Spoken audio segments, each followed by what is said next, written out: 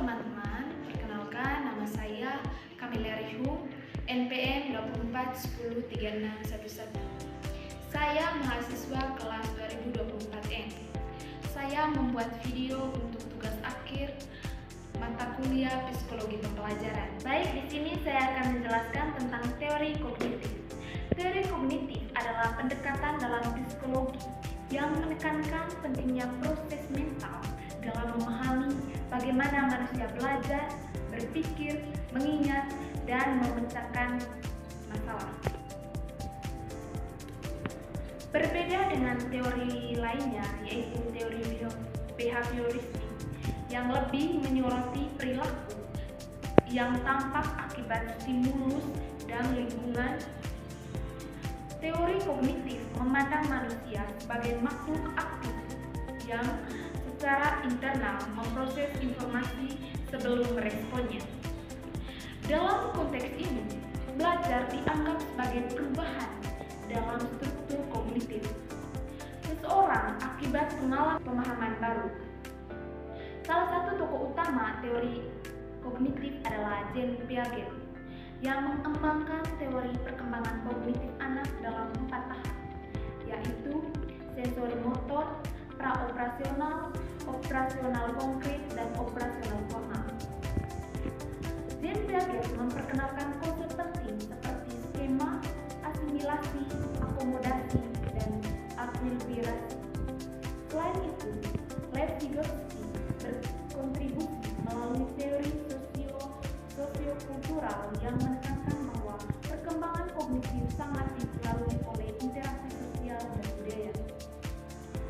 Konsep zona perkembangan proksimal atau ZPD dan scaffolding sangat berpengaruh dalam dunia pendidikan. Tokoh lain seperti Jerome Bruner mengembangkan pendekatan pembelajaran penemuan atau discovery learning dan memperkenalkan 3 cara manusia mempresentasikan pengetahuan, yaitu adiktif, ikonik, dan simbolik.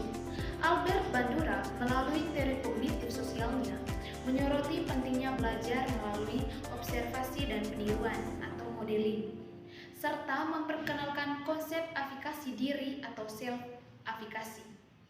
Dalam penerapannya di bidang pendidikan, teori kognitif mendorong penggunaan strategi belajar aktif, pemecahan masalah, penggunaan media interaktif, serta peran guru sebagai fasilitator dalam proses belajar. Keseluruhan teori kognitif memberikan pemahaman yang lebih dalam tentang bagaimana individu membangun pengetahuan dan menjadikan proses belajar yang lebih bermakna. Rencana strategi dalam proses pembelajaran berkaitan dengan teori kognitif. Sebagai guru, kita dapat menerapkan teori kognitif dalam proses pembelajaran dengan cara berikut. Yang pertama itu menggunakan metode pembelajaran yang aktif dan interaktif. Yang kedua, mendorong siswa untuk berpikir kritis dan memecahkan masalah. Yang ketiga, menggunakan teknologi untuk mendukung proses pembelajaran. Contoh kegiatan pembelajaran yang dapat diterapkan adalah dalam diskusi kelompok, siswa bisa memecahkan masalahnya itu bersama teman-teman. Yang kedua adalah proyek pembelajaran yang memerlukan penelitian dan analisis. Dalam proyek pembelajaran ini, siswa memerlukan eksperimen atau penelitian dalam tugas yang akan dia buat.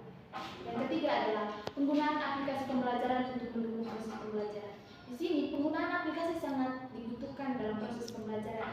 Salah satu aplikasi yang sangat dibutuhkan oleh setiap siswa adalah aplikasi Canva untuk membuat PowerPoint. Yang berikut adalah kaitan teori kognitif dengan karakter siswa.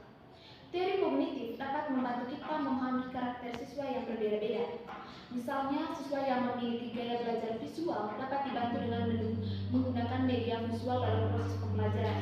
Contohnya adalah penggunaan media pembelajaran. Yang berikut adalah siswa yang memiliki gaya belajar auditori dapat dibantu dengan menggunakan metode pembelajaran yang melibatkan suara dan musik. Di sini, guru bisa mengisi suara-suara pembelajaran dengan suara anak-anak yang dapat membantu proses pembelajaran supaya pembelajaran itu bersifat menyenangkan. Itu saja pemaparan materi saya. Sekian dan terima kasih.